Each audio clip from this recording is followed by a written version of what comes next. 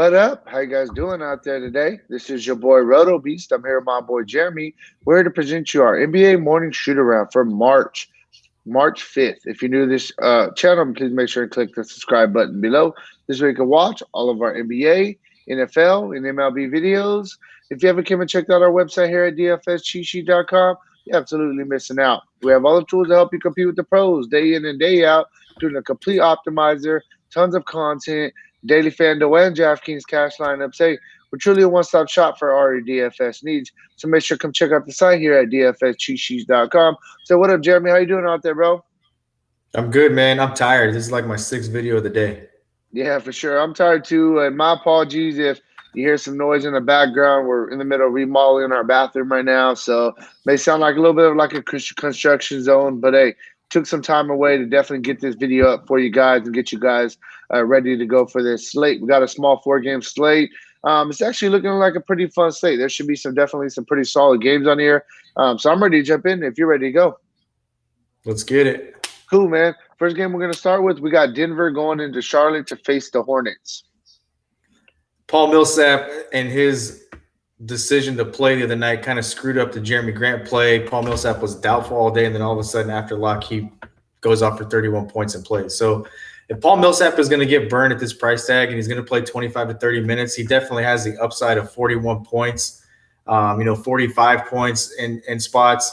It's a decent matchup against Charlotte because they're just not good against big men. They're not getting good against centers or power forwards. And we've talked at length about how bad their center rotation is and just them against big men, period. So I definitely think Paul Millsap, if he's going to get the run, it's a good play at this price tag of 4,800. I really like Jokic. I mean, it's a small slate. You don't have Embiid playing. The only real center on the slate is Jokic. So, I mean, I look for Jokic to be a popular play in cash games unless some obvious value is to open up where they say that Bismack Biyombo or Cody Zeller is definitely going to play 30 minutes. But outside of that, I mean, it's really Zubac, Harrell, and Jokic, right? I mean, who else are you going to play? So I think he's a really good play. And then I like this spot for Will Barton and Jamal Murray. I think the price tag is very fair on the slate for Jamal Murray at 6,600, and Will Barton sooner or later is going to have one of these monster games where he goes for 45 or 50 fantasy points and get you a 10x on this price tag of 5,400. He hasn't played well recently. He's been kind of inconsistent where he's either scored and not gotten you any other stats in any other categories, or he's gotten you other stats in other categories. He just hasn't scored. So, I think that this is a good spot, and it's a Charlotte team. Could be a fast-paced game. Charlotte try to push the basketball. It's really all they've got. And I look for, 4 of these 5 starters that have pretty decent games. Yeah, for sure, man. On the Charlotte side of things, I'm more just looking at their wing players. We're looking at Terry Rozier, 5,800. I think he gives us a solid floor around 25 and definitely gives us 40 fantasy point upside for 7x, 8x on this price tag. So I like Terry Rozier in this spot. I like Miles Bridges. Miles Bridges has been playing very well, getting a bunch of minutes, and I think he's another guy we could possibly look at on this small slate. Outside that, definitely we got to wait and see what happens with Devontae Graham. If Devontae Graham plays, I like him in this spot. If Devontae Graham ends up getting ruled out, I think you can look at Cody Martin. I think you can look at Cody Martin either way because even if Graham plays, he's the first guard off the bench and he's going to get some run. But I definitely like him a little bit more if Graham is out. So we got to kind of wait on that news. Outside of that, that's really where I'm at. I mean, possibly look at PJ Washington, GPPs. I'm staying away from the center position here in Charlotte. It's really just kind of the wing players for me. Moving on, next game we're going to talk about, got one of the better games on the slate. You got the Clippers going into Houston to face the Rockets. I mean, I'm not excited. Are you? I'm excited. I'm excited to watch the game, but I'm not. I mean, as far as fantasy relevancy, there's probably about 4 guys that you look at. But for just I'm excited to watch it for sure. I'm actually kind of borderline kidding on that because it's kind of the stigmatism with the Clippers, but I think there's some guys here that could have really good games. One of them is Harrell, obviously at 5,700 against this Houston team that doesn't have anybody who can body with him and bang around. So I think he's a decent play at 5,700. The minutes have been down, though. You look only averaging 22 minutes over the past 5 games. Zubac is a guy at 3,800 who went 6x. He was in our Value Street article yesterday and went 6x. I think it's a decent spot for him, but he's also kind of it could be a game where he just doesn't see the floor very much because Houston doesn't have a center. They just run. So be cautious with that one. But I do think Marcus Morris is a guy you could look at. I think Patrick Beverley is a guy you could look at. And I definitely think that Kawhi Leonard, with the amount of usage he's getting, is a guy you can look at. And on a 4-game slate, the target we're always looking for is a 6x plus value. But on a 4-game slate, if he gets you 5.5x, it's not going to kill you. And he may be the highest scoring power forward on FanDuel on the slate at a 5 or 5.5x. So I definitely think he's in play. He's just too heavy of a usage player. I think it's a decent pay up spot. And then I don't know what they're doing with Paul George. I don't know when Paul George is going to come back and decide he wants to play basketball and get back involved in this thing. But as of right now, I mean, the price tag is $6,900, man. And this is if you're going to play him, I think this is the game to play him. He's coming off a game where he scored, in his last 3 games, 16 points, 24 points, and 24 points. He played 30 minutes in one of them. The minutes are steady, averaging 28 minutes over the last 4 games. And he's had at least 30 fantasy points in 3 of his last 3 games. So if this is the spot you're going to play Paul George, I wouldn't have any problem with that. I actually think he might be one of the better plays on the entire slate from a tournament standpoint because of the price dip. It's all the way down to $6,900 and the type of game that it's going to be against Houston. Yeah, for sure. And then you got to throw in the narrative of him against Westbrook. 2 former teammates last year. They had that bond, etc., and he left. So I definitely like the call with Paul George. He's just coming in dirt cheap, and he definitely has some upside. On the Houston side of things, I think it's very simple. I'm not trying to be brief, but I mean, it's simple. You're looking at Westbrook, you're looking at Harden, and I feel like you're looking at Covington. Covington's just been playing absolutely out of his mind. As far as, may not have been the best trade for the Rockets, but for Covington himself, I mean, he has really flourished in this role with the Rockets. He's had, 8 straight games of at least 30 fantasy points with multiple 45-plus fantasy point games in there. So I definitely think he's in play. And then you got the obvious guys in Harden and Westbrook. And that's really where I'm at. I'm not going to go too deep into any of the other Rockets, really. That's really about it for me. That's like the ultimate team for him, isn't it? Yeah, sure. That's what his game is. Take a bunch of threes and maybe play some defense. Yeah, the only other guy I'll even just mention really quick. I mean, I'm a big time believer in this guy. I'm gonna bring up for the Rockets? Eric Gordon. Eric Gordon, bro. Hey, he has the upside. Hey, I'm an Eric Gordon dude, bro. Hey, you gotta admit though, he went off for 70 fantasy points, and everybody's like, "Who the hell plays Eric Gordon, bro?" I always play Eric Gordon. You know what I'm saying? If he's gonna get the minutes, definitely can look at Eric Gordon for sure, coming back from injury. Moving on, next game we're gonna talk about, we got Philadelphia going into Sacramento to face the Kings. I think this could be a pretty fun game, to be honest with you. I think anytime, I'll go back to last year, anytime Sacramento's played, I've been interested. I think that they play a fun style of basketball, and teams that play against them are going to score a lot of points. So Alec Burks, Shake Milton, I just don't know about Al Horford at this price tag. I don't like it. I liked him when he was a much better buy, when he was cheaper. I think that 32 to 37 is kind of what his ceiling is right now, with who he's on the floor with, and kind of the minutes he's playing. But 6,300 is just too borderline for me. 4-game slate, I would much rather pay up for Kawhi than play Al Horford in this spot. So, but I am definitely interested in Shake Milton. I'm definitely interested in Burks. I'm definitely interested in Tobias Harris. I think those 3 guys are kind of the main 3 guys for them right now. You can look at these other guys like Glenn Robinson or Korkmaz. Korkmaz is definitely playing minutes, averaging 26.2 minutes over his last 5 games. But that's really it. To me, play the trio of Burks, Milton, and Harris. If you want to get, ballsy, I guess, throw Al Horford in there. But Al Horford, wouldn't you agree that his upside is 40? Like that's kind of his ceiling right now. Wouldn't you agree? Yeah, for sure. But I mean, yeah, no, but I'll take 40 on a 6,300 price tag. Yeah, I'll take it.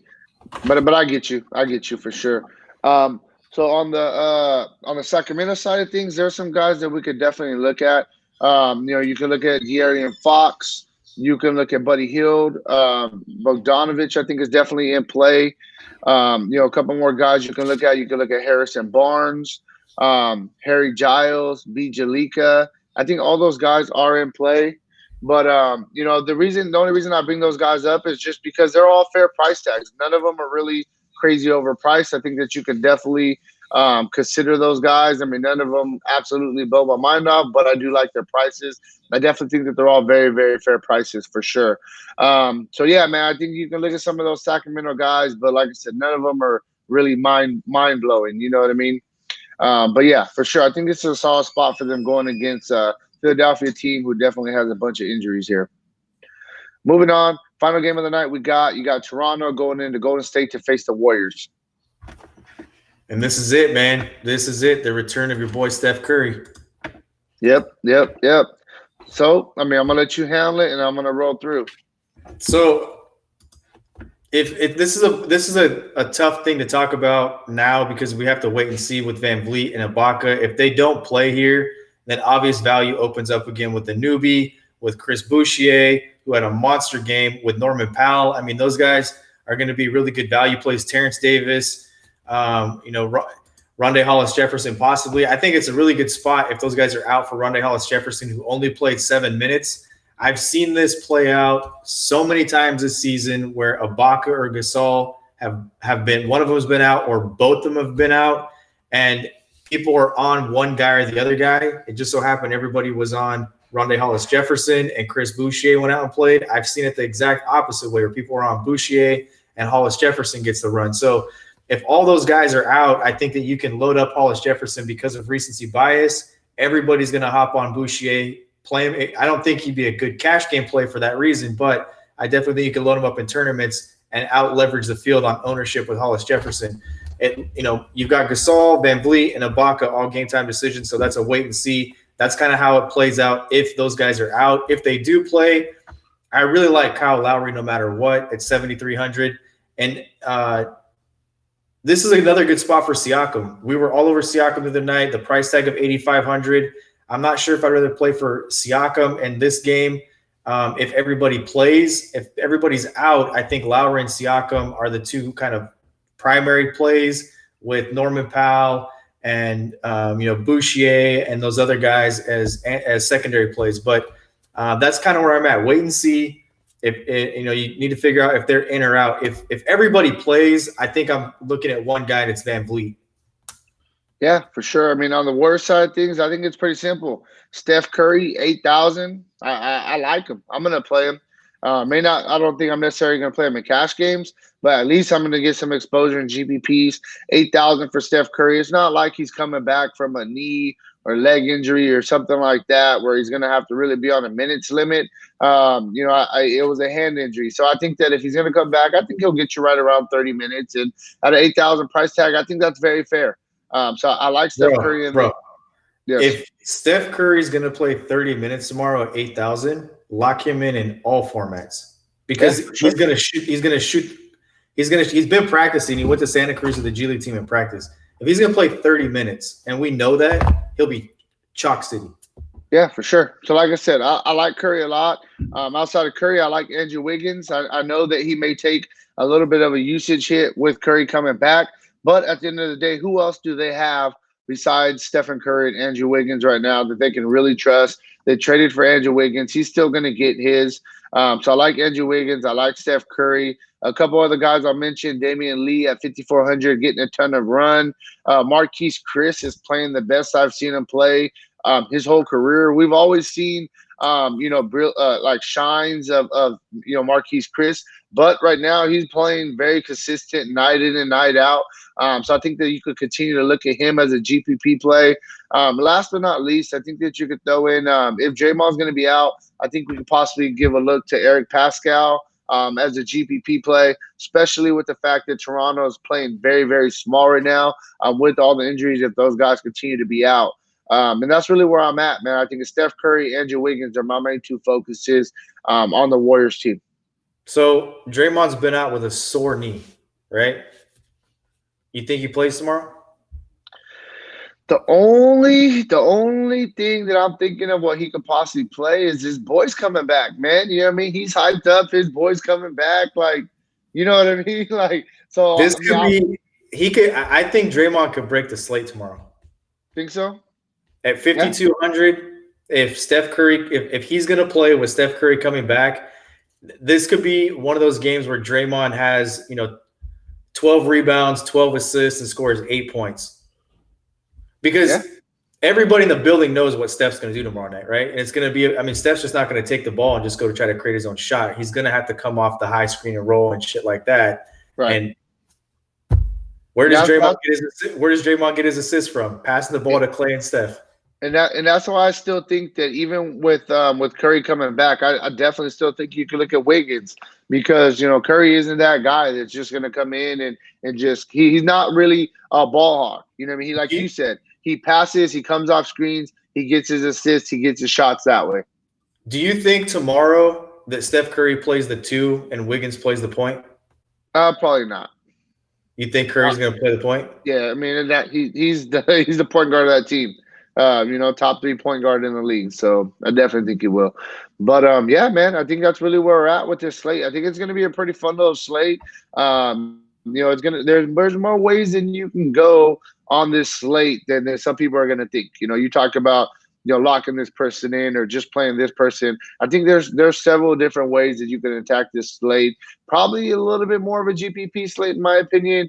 But nonetheless, I definitely think it's a pretty solid slate. So yeah, I think that's really where we're at. If you want a more in-depth analysis, make sure to check out the site, man. We got a bunch of videos going up day in and day out. NBA, MLB's coming up soon. We have NHL going strong right now. PGA, NASCAR on the weekends. Hey, good time to be playing fantasy sports right now. So check it out. DFSCheatsheet.com. Make sure to turn your notifications on this week. Don't miss any of our videos. All right, guys. Good luck tomorrow. Peace out.